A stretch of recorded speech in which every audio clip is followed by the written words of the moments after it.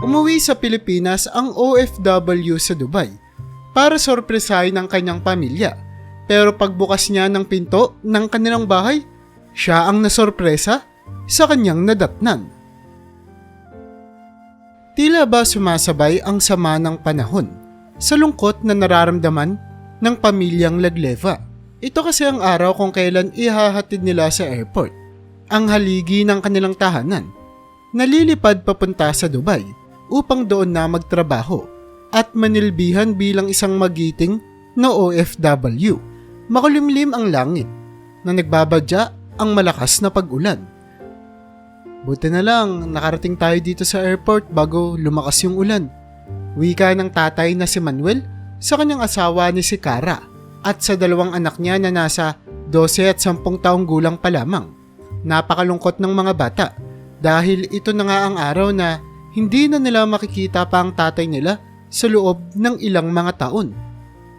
Dapat nga po pa lumakas pa yung ulan para hindi ka nakarating dito sa airport at hindi mo na kailangang umalis. Wika ng 10 taong gulang na si Vincent. Binatukan naman siya ng kanyang kuya. Ano ka ba? Huwag kang ganyang magsalita kay Papa.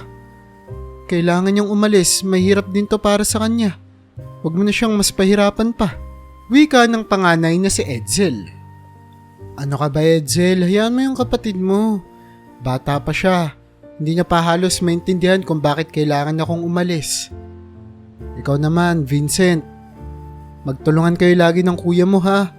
Pag alis ko papunta sa ibang bansa, magpapadala ako ng mga gusto nyo. Gusto nyo ng sapatos? O kaya naman kahit na anong pasalubong. Makakaasa kayo. Maghintay kayo ng buwan-buwan at ibibigay ko yun sa inyo. Bilin naman ni Manuel sa kanyang mga anak. Pero Papa, hindi naman po yun yung gusto ko. Ang gusto po namin ni Kuya ay makasama po kayo at maging buo po yung pamilya natin. Sagot naman ni Vincent. Nahalata ang pagkalungkot na kanyang nararamdaman dahil sa pag-alis ng tatay niya. Hindi naman agad pang nakapagsalita si Manuel. Hay nako mga anak, alam niyo naman kung gaano kahirap yung buhay dito sa Pilipinas. Kung hindi aalis yung tatay niyo, magugutuman tayo dito. Anong gusto niyo, mamatay tayo sa gutom? May hirap din naman to para sa tatay niyo. Kaya magtiis na lang muna tayo sa ngayon. May mga pagkakataon naman na pwede siyang makapagbakasyon dito sa Pilipinas. Pagpapaliwanag ni Cara. Pero hindi pa rin ito napigilan ang paghikbi ni Vincent.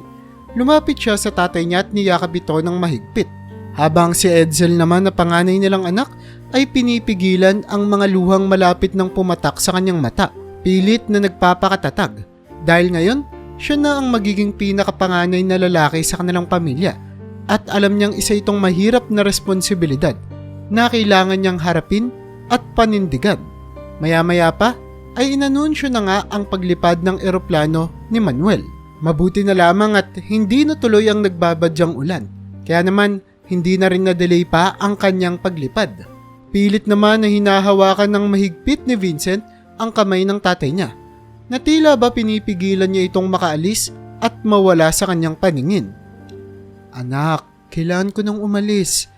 'Di ba napag-usapan naman na natin to sa bahay? Babalik naman ako kapag may mga okasyon o holiday sa Pilipinas. Sigurado naman ako magiging mabait yung boss ko sa akin doon sa Dubai. Paglaki mo, mas maiintindihan mo kung bakit ko to ginagawa. Pero sa ngayon, kailangan mo na munang magtiis, okay? Para makapag-aral ka sa gusto mong paaralan at magawa mo na rin yung mga pangarap mo. At kung sakaling ikaw naman o yung kuya mo yung magkakapamilya, hindi mo nakakailanganin pang umalis sa piling ng pamilya mo. Ako na muna ang magsasakripisyo ngayon. Mahal na mahal kita anak. Wika ni Manuel habang niyakap ng mahigpit pa isa-isa ang mga miyembro ng kanyang pamilyang maiiwan. Manuel, wag mo kalimutang magpadala ha. Tandaan mo kung gaano karami yung mabayarin natin dito sa Pilipinas. Baka magloko ka pa dun. Seryosong bilin naman ni Cara sa kanyang asawa. Ano ka ba naman mahal? Aalis na nga lang ako. Ipapamukha mo pa sa akin na wala kang tiwala. Akong bahala dito. Yung mga pagkakautang natin mababayaran natin yan, huwag kang mag-alala. Paninigurado naman ng lalaki. Kinagabihan ng araw na iyon, malungkot ang kanilang buong pamilya sa bahay.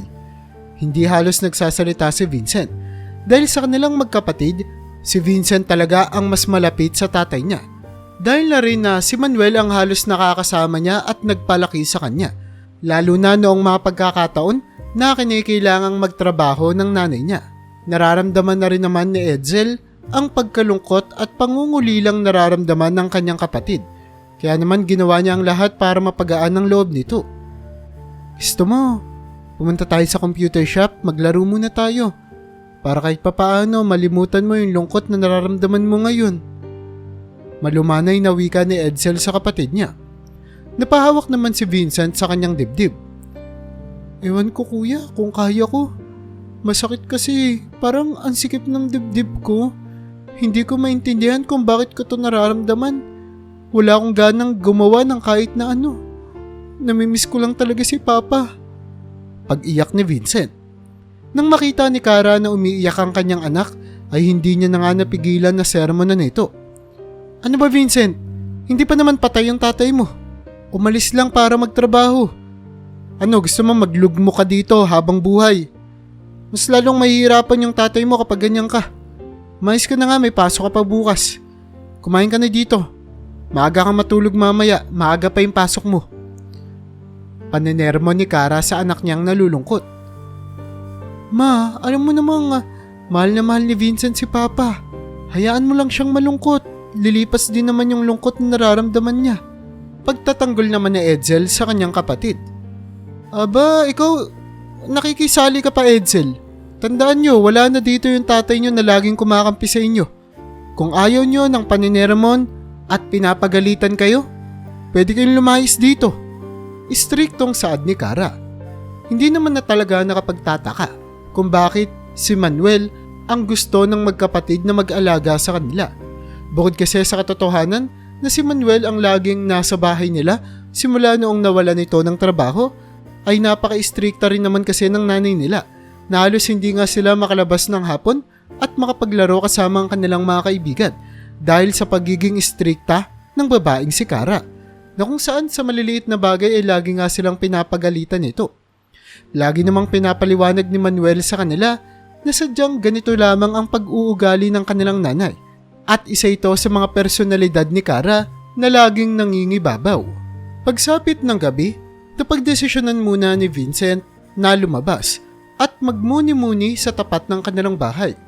Habang pasikreto naman siyang pinapanood ng kuya niya, tumulala sa malayo si Vincent na para bang malalim ang kanyang iniisip at bumuntong hininga ito ng malakas. Kaya naman napagdesisyonan na ni Edsel na lumabas rin sa kanilang bahay upang tabihan ng kapatid niya. Inakbayan niya si Vincent. Ano tol? Kumusta? Malungkot ka pa rin ba sa pag-alis ni Papa? Pagtatanong nito.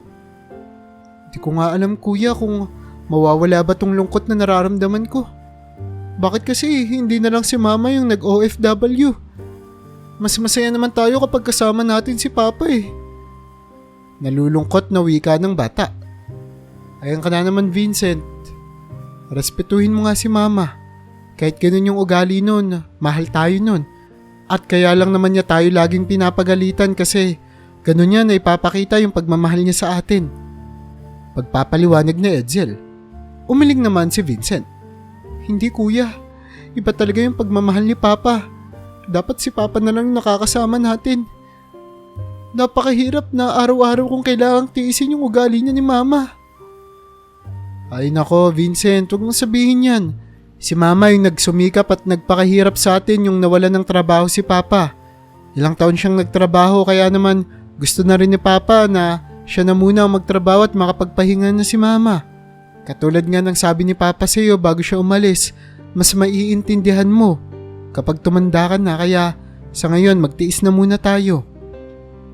Wika ni Edsel at niyakap ng mahigpit ang kapatid niya. Niyakap naman siya pabalik ni Vincent at tuluyang bumuhos na naman ang mga luha ng bata. Makalipas ang isang linggo ay hindi pa nga rin halos makapag-adjust ang magkapatid na ang nanay na nila ang nakakasama nila sa araw-araw. Pagka-uwi kasi nila galing sa eskwelahan, pinaghahanda na sila dati ng tatay nilang si Manuel ng kanilang makakain. Pero ngayon, na si Kara na ang laging nakatambay sa kanilang bahay, kapag umuwi sila galing paaralan, ay wala pa nga halos si Naing at nakikita lamang nila ang nanay nila na tumatawa at masayang nagsiselfon.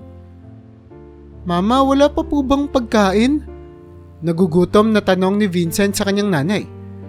Ngunit tila ba hindi naririnig ni Kara ang mga tanong ng kanyang anak. Kaya naman lumapit na si Vincent. Mama, gutom na po kami. Wala po bang ulam? Tanong pa nitong muli. Naimbyar na si Kara sa paulit-ulit na pagtatanong ng kanyang anak. Walang ulam, bumili na lang kayo sa labas, kumain kayo dun. Anong akala nyo sa akin? Katulad ako ng tatay nyo, paglulutuan kayo lagi. Ngayon lang ako magpapahinga Kahugas ko lang ng pinggan at kalalaba ko lang ng mga damit ninyo. Yung pagkain nyo, kayo na yung mga problema. Kahit yun lang yung matulong nyo sa bahay na to.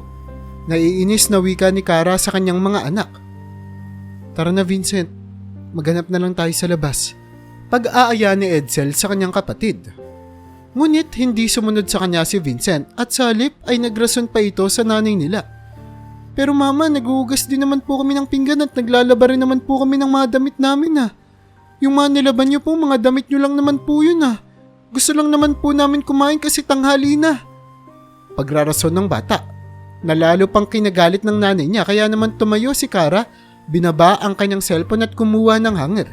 Ilang beses niyang pinalo si Vincent hanggang sa magkapasa na nga ito. Mabilis naman siyang pinigilan ni Edsel. Ano ba matama na yung pagpalo kay Vincent? Gutom na nga yung bata, pinapalo mo pa. Wika nito habang pinagtatanggol ang kanyang kapatid. Kung hindi ang bastos yung kapatid mong yan, hindi yan mapapalo. Pinagsabihan na nga, gagawa-gawa pa ng rason. Dagdag pa nito. Alam mo namang kararating lang sa Dubai ng tatay nyo. Wala pa akong pera pambili ng ulam ninyo. At bukod pa doon, hindi nyo naman ako alipin dito Ano sa tingin nyo sa akin, utusan? Ang kakapal ng mukha nyo. Lumaki yung ulo nyo dahil sa ginagawa sa inyo ng tatay nyo Ngayon ako na yung magdidisiplina sa inyo, tignan natin kung hindi kayo lumaking mabubuting mga bata. Pananakot pa ni Kara, habang wala namang magawa si Vincent kundi umayak ng umiyak dahil sa mga natamo niyang pasa mula sa pagkakapalo ng nanay niya. Tinulungan naman ni Edsel ang kanyang kapatid. Binangon niya ito at inupo sa sofa. Sabi ko naman kasi sa'yo dapat hindi ka na sumasagot kay mama. Ayan tuloy, napalo ka. Alam mo naman ng ganyan yung ugali ni mama, sasagot ka pa. Nag-aalalang wika ni Edsel habang tinitignan ang mga sugat ng kanyang kapatid. Totoo naman kuya. Mga bata pa tayo, paano tayo makakapagluto ng sarili nating mga pagkain? 5 piso nga lang din yung baon natin. Uwaw na uwaw ako kanina sa school pero wala akong magawa kasi wala na akong pera. Si Papa, pag pinabaunan niya tayo, bukod sa pera, binibigyan niya pa tayo ng pagkain. Pero parang si Mama, parang hindi niya tayo anak kung tratuhin niya tayo. Pagrereklamo ni Vincent sa kanyang kuya. Napatahimik na lamang si Edsel sa sinabi ni Vincent sa kanya. Alam niya naman kasi na totoo ang mga sinabi ng kapatid niya at wala siyang marason o kahit na anong madahilan para mapagtanggol ang kanyang nanay. Hayaan mo na. Tandaan mo na nga lang yung sinasabi ni Papa, magtiis-tiis na lang muna tayo. Paghahanap tayo ng ulam. Huwag kang mag-alala, may naipon naman ako. Ayun na lang muna yung gastusin natin pangkain natin ngayong tanghali. Isusumbong ko siya kay Papa, sasabihin ko sa kanya yung ginagawa niya sa atin. Muli pang hirit ni Vincent. Ano ka ba Vincent? Kapag ginawa mo yan, mag-aalala lang si Papa dun. Mas mahihirapan siyang magtrabaho sa Dubai. Hayaan mo na muna, makakapag-adjust din tayo dito. Kalmahan mo na lang muna yung sarili mo. Tara na, kumain na tayo. Tumayo ka dyan. Pag-uutos ni Edsel. Pinunasan ni Vincent ang kanyang mga luwa. Tumayo at hinawakan ng kamay ng kanyang kuya. Sabay silang lumabas upang maghanap ng karinderya na pwede nilang makainan. Habang si Kara naman ay bumalik sa kanyang pagsiselfon. Habang tawang-tawa sa kanyang pinapanood. Lumipas pa ang ilang mga araw. Samantala, sa Dubai, buong sipag na nagtrabaho si Manuel bilang isang mekaniko na kung saan sa umaga ay nagmamekaniko siya at pagdating naman ng gabi ay sinusubukan niya pang maghanap ng trabaho sa pamamagitan ng pagiging isang driver na nakatutulong sa kanya para mas kumita ng halos doble sa dapat niya lamang kitain. Pare Manuel, easy ka lang. Hindi mo na inaalagaan yung sarili mo. Daig na daig mo pa kami. Umaga at gabi nagtatrabaho ka. Ano gusto mong mangyari sa katawan mo? pagpapaalala ng katrabaho ni Manuel na kapwa niya ring Pinoy sa Dubai. Alam mo naman pre, ang dami naming utang sa Pilipinas. Kailangan kong magdoble kayod kung gusto kong mabayaran ng lahat ng yun. May mga bayarin pa sa eskwelahan yung mga anak ko. Hindi ko sila pwedeng biguin. Sagot naman ni Manuel sa kanya. Oo nga pre, totoo naman marami tayong utang sa Pilipinas, sino ba namang hindi? Kaya nga kumakapit tayo sa patalim dito sa banyagang bansa, hindi ba? Pero ang akin lang, pwede ka namang magtrabaho dito ng maayos nang hindi ka umuuwi na nasa loob ng kahon pabalik sa Pilipinas. Paano pag nagkasakit ka dito? Gusto mo ba pagbalik mo doon malamig ka ng bangkay? Magpahinga ka rin pre. Hindi naman nagmamadali yung mundo. Lahat ng problema natin malulutas, huwag kang mag-alala. Patuloy pang pagpapaalala ng kanyang katrabaho sa kanya. Ngumiti naman si Manuel dahil sa pagpapakita ng pag-aalala ng kanyang kaibigan. Sige pre, susubukan ko magpahinga. Maraming salamat sa pagpapaalala. Hindi rin naman nalilimutan ni Manuel na kumustahin ang kanyang mga anak sa Pilipinas. Kapag may libre siyang oras at tapos ng lahat ng mga trabaho niya, lagi niya itong tinatawagan. O mga anak, kumusta na kayo dyan? Nag-aaral ba kayo ng mabuti? Baka nagbubulak-bulang kayo ha? Wika ni Manuel sa kanyang mga anak nang minsan silang mag-video call. Okay lang naman po kami dito papa, sagot naman ni Vincent. Sumunod naman na nagsalita ang kanyang kuya habang marahan na tinatapik ang ulo ng kanyang nakababatang kapatid. Kayo dyan pa? Kumusta po kayo dyan? Sana po hindi nyo napapabayaan yung sarili nyo. Nakakakain naman po ba kayo ng maayos? Malumanay na tanong ni Edsel. Huwag niyo akong alalahanin dito mga anak. Okay na okay si Papa dito. Tignan nyo, ang lakas-lakas nga ng katawan ko, lumalaki pa yung katawan ko dahil sa trabaho ko dito eh. Nakangiting sagot naman ng kanilang tatay. Nagtawanan sila sa video call. Hanggang sa may mapansing kakaiba si Manuel. O mga anak, kanina pa tayo nag-uusap dito, nasan yung nanay nyo? Pagtatakang tanong niya. At nasaan na yung mga pinadala ko sa inyo? Nagpadala ako ng pambili ng sapatos ninyo ha. Kasi di ba magkakaroon kayo ng liga sa barangay? Dagdag pa nitong tanong. Hindi naman nakaimik ang kanyang mga anak. Mga anak, magsabi kasi sa akin ng totoo, ano ba nangyari? Nasaan yung nanay nyo? Muli pang pagtatanong ni Manuel. Kasi papa, umalis po si mama. Ang sabi niya po may kikitain daw po siyang mga kaibigan.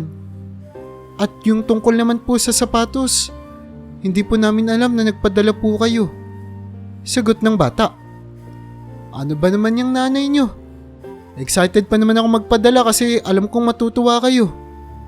O siya, sige, mamaya na lang, iti-text ko yung nanay niyo. Tatawagan ko na lang din siya para malaman ko kung saan ba siya nanggaling. Gabi na dito kaya matutulog na muna ako. Naghapunan na ba kayo? Tumango naman ang mga bata sa tanong ni Manuel. Mag-ingat kayo dyan mga anak, mag-aral ng mabuti. Magtatrabaho dito si Papa ng mabuti para sa inyo, okay? Wika ni Manuel bago tuluyang ibaba ang tawag. Pero sa loob-loob niya ay nag-aalala at kung ano-ano na rin ang naiisip niya. Kung bakit ganito kakaiba ang kinikilos ng kanyang asawa. Pero hindi na muna siya nag-isip ng kung ano-ano pa man.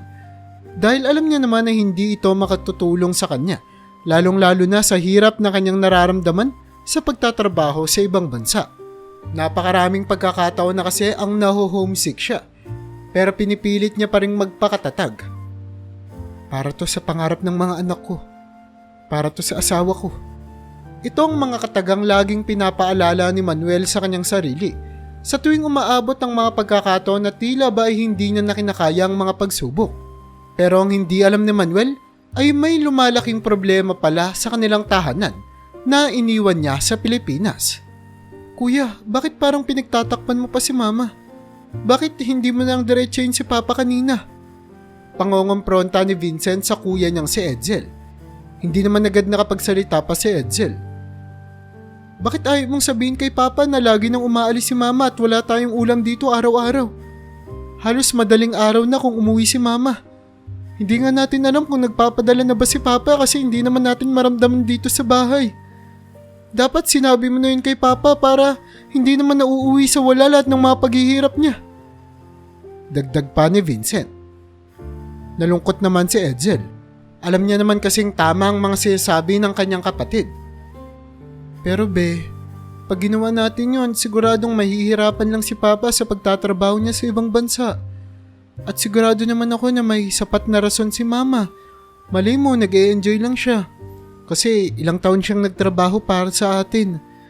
Pagbigyan na lang muna natin si Mama. Sa December naman, uuwi si Papa, di ba? Magtiis na lang muna tayo ng ilan pang mga buwan. Siguradong problemang matatanda lang naman yan at maaayos nila yan. Pagpapaliwanag ni Edsel. Nang biglang kumalam ng malakas ang sikmura ng kanyang kapatid. Gutom na ako, kuya. Alam naman natin na hindi naman uuwi si Mama ngayong gabi. Paano tayo kakain ngayon? Naiiyak na wika ni Vincent dahil sa kanyang gutom. Huwag kang mag-alala. Mangungutang muna ako sa kapitbahay ng itlog at ayun na lang muna yung uulamin natin. Gagawa ako ng paraan. Paninigurado naman ni Edsel. Pero maging siya ay nahihirapan na rin sa kanilang sitwasyon. At alam niyang hindi na rin tatagal ay kailangan niya nang sabihin sa kanyang tatay kung ano ang nangyayari sa kanilang pamamahay. Nakaginhawa naman sila noong gabi na iyon dahil sa pangungutang ni Edsel ng itlog sa tindahan ng kanilang kapitbahay. Edsel, ano ba nangyari sa bahay niyo? Simula nang umalis yung tatay niyo, lagi na lang kayo nangungutang dito sa tindahan. Imbis nasa ibang bansa siya para may pera kayo eh. Pag-aalalang wika ni Aling Nora sa batang si Edsel. Hindi naman makakibo si Edsel dahil maging siya ay hindi maintindihan kung ano ang mga nangyayari. Alam mo kasi nak, dapat sinasabi mo na sa tatay mo yung ginagawa ng nanay niyo. Nakikita at napapansin na rin namin ng mga kapitbahay ninyo na madaling araw na kung umuwi ang si Kara. Para bang nagdadalagay ang nanay niyo. Ang iksi lagi ng suot na short. Ang gaganda ng mga damit. Halatang galing sa mga pinaghirapan ng tatay mo yung perang pinagagastos niya. Alam kong bata ka pa para maintindihan to pero maraming nakakakita sa nanay mo na may kasamang mga lalaki at mga barkada niya. Lagi daw nanlilibre yung nanay mo. Malaking problema yan. Walang napupuntahan yung mga pinaghihirapan ng tatay niyo. Kailangan maagapan na yan. Dagdag pa ni Aling Nora. Wala namang masabi si Edsel kundi tumango na lamang siya at tahimik na bumalik sa kanilang bahay. Noong gabi na iyon ay napuno na rin si Edsel. Habang mahimbing na ang pagkakatulog ng kanyang kapatid, nanatiling mulat ang kanyang mga mata hanggang sa oras nga na marinig niyang bumukas ang kanilang pinto. Tanda na nakauwi na ang nanay niya mula sa pagliliw-aliw nito at paglalasing kasama ang kanyang mga barkada. Tulad ng kanyang inaasahan, amoy alak ang nanay niya at wala sa tamang wisyo. Ma, saan ka na naman galing? Pagbungad na tanong ni Edsel sa nanay niya. Oh, ba't gising ka pang bata ka? Paluray-luray na wika ng babae habang sinusubukan na balanseng maglakad. Hinintay po kitang makauwi. Araw-araw na lang ma, madaling araw ka na lang umuwi. Okay lang naman sana kung kahit isang beses lang pakainin mo naman kami. Nakausap namin si Papa kanina. Ang sabi niya nagpapadala naman daw siya ng pera. Pero bakit wala tayong makain dito sa bahay? Diretsahang tanong ni Edsel sa nanay niya. Laking gulat naman ni Kara dahil sa paninindigan ng kanyang anak. Bakit bigla mo akong ini-interview bata ka? Anong karapatan mo para bastusin ako ng ganyan na walan ka na ng respeto? Anong akala mo? Sino ka ba? Anong karapatan mo na questionin yung mga ginagawa ko ha? Ano man kung nagpapadala yung tatay nyo? Gusto niya rin makinabang sa pinapadala niya, ganun ba? Mga sakim pala kayo sa pera, babata nyo pa, ganyan na yung ugali ninyo. Bumalik ka na doon, matulog ka na. Galit na pag-uutos ni Kara. Pero nanatili ang paninindigan ng bata. Hindi ma, hindi na tama itong ginagawa ninyo eh. Mabuti sana kung ako na lang yung anak ninyo. Matitis ko pa yung magutom ako ng mag-isa pero ang makita kong magutom si Vincent, hindi na yung tama. Tapos kayo, ang sarap-sarap lang ng buhay ninyo. Kasama yung mga barkada ninyo. Nag-iinom kayo gamit yung perang pinaghirapan ni Papa sa Dubai. Pasigaw na wika ni Edsel. Nang dahil dito ay tuluyan ng napikon si Kara. Sinampal niya ng malakas si Edsel. Wala kang kwentang anak. Napakabastos mo, napakasuwail mo.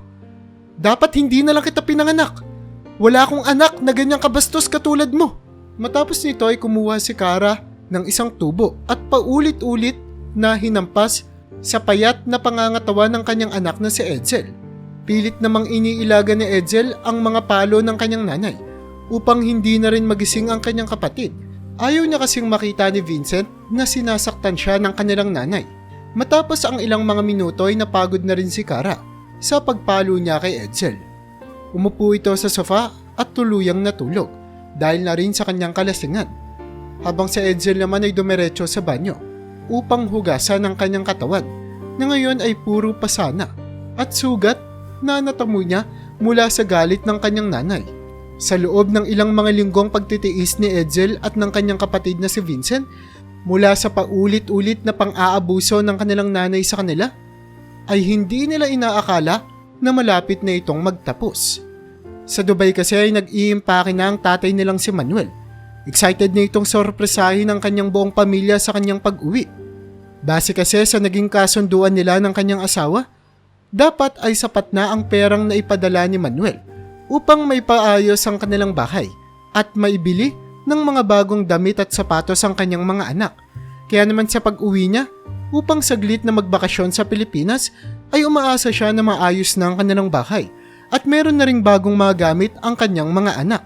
Sa araw ng kanyang flight ay hindi nga siya makapaghintay na makita muli ang kanyang mga anak na ilang buwan niya ring hindi nakita at nakasama. Sinigurado niya na gabi siya pupunta nang sa gayon ay sigurado siyang patulog na ang mga bata at ito nga ang perpektong pagkakataon na sorpresahin ng mga ito. Pero nang makarating siya sa bahay, napansin niya na bukas pa rin ang ilaw mula sa loob nito. Nalabis niyang ipinagtaka. 10:00 na kasi noong mga pagkakataon na iyon at alam niya na kapag 10:00 na ng gabi ay pinapatay na nila ang ilaw para matulog. Bakit gising pa sila? Pagtatakang tanong ni Manuel habang dahan-dahan na naglalakad sa tapat ng kanilang bahay, dala-dala ang kanyang maleta. Pero pagbukas niya ng pinto para sana sorpresahin ng kanyang mga anak, ay talaga namang siya ang nasorpresa sa kanyang nakita. Nakita niya kasi ang payat na pangangatawa ni Vincent at ng kuya nito na si Edsel. Nakatulala ang mga ito habang nakaupo sa lamesa na para bang natroma ang mga bata. Vincent, Edsel, ano nangyari sa inyo? Sobrang durog na durog ang puso ni Manuel nang makita niya ang kalagayan ng kanyang mga anak. Sinong may gawa nito sa inyo? At bakit puro pasa ang mga katawan ninyo?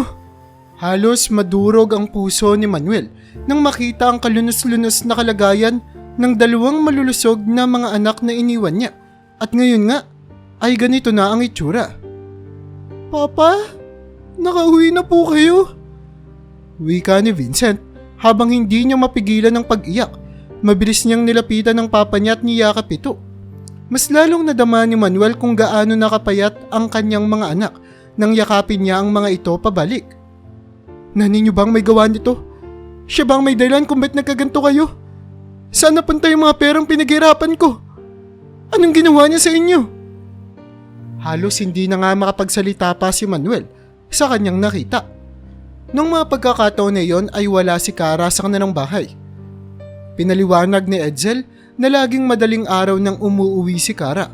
Kaya naman habang hinihintay niya ang pag-uwi ni Kara upang kumprontahin ito, ay binilhan niya muna ng masarap na makakain ng mga bata na labis na nagpasaya sa mga ito.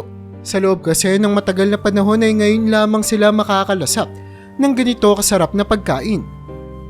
Namiss ka po namin, Papa. Bakit po ngayon lang po kayo umuwi? Wag na po kayo muli aalis. Sad ni Vincent. Habang hindi naman makapagsalita si Manuel. Pasensya na kayo mga anak. Hindi ko alam na ganito pala yung mangyayari sa inyo. Pasensya na kayo. Nang pumatak na nga ang 2:00 ng madaling araw, tuluyan nang nakauwi si Kara. Pero sa pagkakataong ito ay may kasama siyang isang lalaki na lasing rin katulad niya.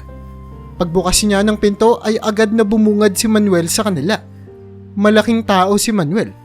At lalo pang lumaki ang pangangatawan nito dahil sa pagmemekaniko nito sa Dubai. Kaya naman nang makita ng lalaki ni Kara na nasa harapan niya si Manuel, ay halos maihi ito sa takot at tumakbo papalayo na halos madapa-dapa pa nga ito para lamang maiwasan ang galit ni Manuel sa kanilang dalawa. Habang naiwan naman si Kara na gulat no gulat sa kanyang nakita. Anong ginagawa mo dito? Bakit nandito ka, diba sa December ka pa uuwi? Bulalas ni Kara sa kanya. Bakit ako yung kailangang magpaliwanag sa'yo, Kara? Ikaw ang dapat may ipaliwanag sa akin. Anong nangyari sa mga bata? Diretsahang wika nito. Pinili naman ni Kara na hindi magsalita. Ano, Kara? Ginawa mo to sa mga anak natin tapos wala man lang akong maririnig na paliwanag sa'yo. Anong klaseng nanay ka? Dapat pala hindi ko na lang iniwan yung mga bata sa'yo. Dapat pala hindi kita pinagkatiwalaan. Bulalas ni Manuel. Ang kapal naman ng mukha mo, Manuel. Dapat lang naman nagsasaya ako ngayon Ilang taon akong nagtrabaho yung mga panahon na nawalan ka ng trabaho. Ako yung bumuhay sa pamilyang to. Kaya dapat lang na lahat ng mga kinikita mo ako yung nakikinabang. Pagmamatigas ni Kara. Ganun. So ginagantihan mo ko. Sige, gantihan mo ko pero hindi ko maintindihan bakit dinadamay mo yung mga anak natin. Sige, gastusin mo lahat ng pera gusto mo pero bakit hindi ka man lang nagtitira sa dalawa nating anak? Bakit? Bakit ganyang klase kang nanay? Tapos nanlalalaki ka pa gamit yung mga perang dugo at pawis na pinaghirapan ko. Sino sa atin yung makapalang mukha, Kara? Sino? Pasigaw na wika ni Manuel habang ang dalawang bata naman ay magkayakap habang umiiyak na pinapanood nilang nagsisigawan ang kanilang mga magulang. Kara, sana nagpakasasa ka sa pera na pinaghirapan ko. Sana nasulit mo talaga ang bawat sentimo. Kasi hindi mo na ako maluloko ulit. Diyan ka na sa lalaki mo at kukunin ko yung mga bata. Aalis na kami dito, iiwanan na kita. Hindi ko kailangan ng babaeng katulad mo. Hindi ko kailangan ng asawang katulad mo. Hindi ko kailangan ng nanay ng mga bata na katulad mo. Wala kang karapatan sa kanila. At sisiguraduhin kong makakarating to sa korte. Ito ang maaanghang na mga salitang iniwanan ni Manuel sa kanyang asawa bago bitbitin ang dalawa niyang mga anak papalayo sa kanilang bahay. Habang iniwan niya namang nakatulala ang lasing na si Kara na para bang ngayon lang nagsising in sa babae ang kasamaan na ginawa niya sa kanyang asawa at sa dalawa nilang mga anak. Kinabukasan ay agad na pina-check up ni Manuel ang kanyang mga anak na kung saan lumabas sa resulta na anemic ang dalawa at malnourished pa. Sobrang baba din ang timbang nito para sa kanilang edad. Habang sinasabi ng doktor ang resulta ng kanilang pag-e-examina sa dalawa niyang mga anak, hindi mapigilan ni Manuel ang tumulo ang kanyang mga luha. Sobrang sikip sa dibdib dahil ang akala niyang ilang buwan niyang paghihirap sa Dubai na magandang buhay nga ang magiging resulta sa kanyang mga anak ay kabaliktaran ang nangyari na kung saan ay para bang nagdaan pa ang dalawa sa impyerno. Papa, hindi ka naman na po ba aalis, hindi ba? Hindi mo na po kami ulit iiwan? Tanong ni Vincent habang tinitignan naman ni Manuel ang payat niyang pangangatawan. Naisip ni Manuel na aanhin niya ang pera kung hindi niya naman makakasama ang kanyang mga anak at masisiguradong ligtas ang mga ito. Oo anak, hindi na ako babalik sa Dubai. Magsasama na tayo. Papalakihin ko kayong mabubuting mga bata. Hindi niyo na ulit mararanasan yung naranasan niyo sa nanay niyo, okay? Pagpapangako ni Manuel na buo na nga ang kanyang desisyon na hindi niya na muling iiwan pa ang kanyang mga anak alang-alang sa pera. Nagtrabaho ng maigi si Manuel bilang mekaniko at nang makaipon na siya ay sinubukan niyang magtayo ng isang maliit na kainan. Mahirap man sa umpisa, ngunit nagbunga rin ang kanyang mga pagsusumikap. Rumami ng rumami ang mga taong pumupunta at kumakain sa kanila. Binabalik-balikan nga ang masasarap niyang mga luto. Hanggang sa tuluyan na ring magbinata ang panganay niyang si Edsel na nakatutulong na rin sa kanya sa pagpapatakbo ng kanilang lumalaking negosyo. Napagdesisyon na naman ni Manuel na hindi niya nakakasuhan pa ang kanyang asawa. Basta ay lumayo lamang si Kara mula sa kanya at sa kanilang dalawang anak. Napatawad naman na ng dalawang mga bata ang sarili nilang nanay. Ngunit mas naging alisto at atentibo na sila sa buhay nang upang sa gayon ay hindi na magamit ang kanilang kahinaan laban sa kanila. Ito ay isang importanteng leksyon na natutunan nila mula sa naging karanasan nila sa kanilang sariling ina. Namuhay ng masaya ang dalawang bata kapiling ang kanilang tatay At sinuportahan naman ni Manuel ang mga pangarap ng kanyang anak. Si Edsel ay nag-aaral na bilang abogado, habang ang mas nakababata niya namang kapatid ay nangangarap na maging isang doktor. Ang pangarap na ito ay nabuo dahil sa kanilang mapait na nakaraan na ayaw na nga nilang maranasan pa ng iba. Kaya naman kung nagustuhan mo ang ating istorya ay huwag mo namang kalimutang mag-like. Pindutin mo na rin ang subscribe button para makagawa pa tayo ng ganito kagagandang mga istorya sa susunod pang mga araw.